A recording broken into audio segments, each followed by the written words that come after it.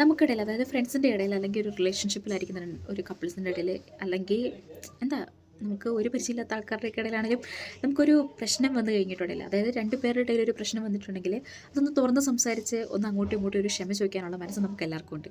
പക്ഷേ എന്തുകൊണ്ട് ഇത് നമുക്കൊരു പേരൻസിൻ്റെ ഇടയിൽ നടക്കുന്നില്ല? അതായത് നമ്മുടെ സൈഡിൽ നിന്ന് ഒരു തെറ്റ് പറ്റിയിട്ടുണ്ടെങ്കിൽ നമ്മൾ എന്തുകൊണ്ട് ഒന്ന് ഓപ്പൺ അപ്പ് ആയിട്ട് സംസാരിച്ച് അല്ലെങ്കിൽ നമ്മുടെ പേരൻസിനോട് ചെന്ന് ഒരു സോറി പറഞ്ഞ് ആ ഒരു പ്രോബ്ലം സോൾവ് ആക്കാൻ വേണ്ടിയിട്ടുള്ള മൈൻഡ് നമ്മളിൽ പലരിലും ഇപ്പം കുറവാണ്.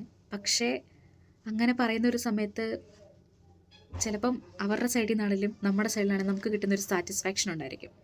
അത് ചിലപ്പോൾ മോർ ദാൻ നമ്മൾ ഫ്രണ്ട്സിൻ്റെ അടുത്ത് കോംപ്രമൈസ് ആകുന്നതിലോ അല്ലെങ്കിൽ റിലേഷൻഷിപ്പിലായിരിക്കുന്നവരുടെ കോംപ്രമൈസ് ആകുന്നതിലോ കൂടുതലായിരിക്കും.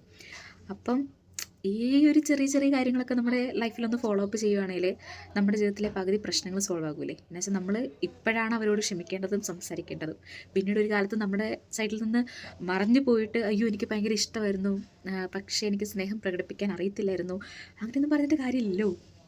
നമുക്ക് അവർ അവൈലബിൾ ആയിരിക്കുന്ന സമയത്ത് നമ്മൾ അവരോട് നമ്മുടെ സ്നേഹവും അല്ലെങ്കിൽ നമ്മൾ ചെയ്ത തെറ്റിനുള്ള ഒരു ക്ഷമയൊക്കെ ചോദിച്ച് അങ്ങനെയൊക്കെ ജീവിക്കുകയാണെങ്കിലും നല്ലതായിരിക്കും അല്ലേ. ഒന്ന് ചിന്തിച്ച് നോക്കൂ കേട്ടോ.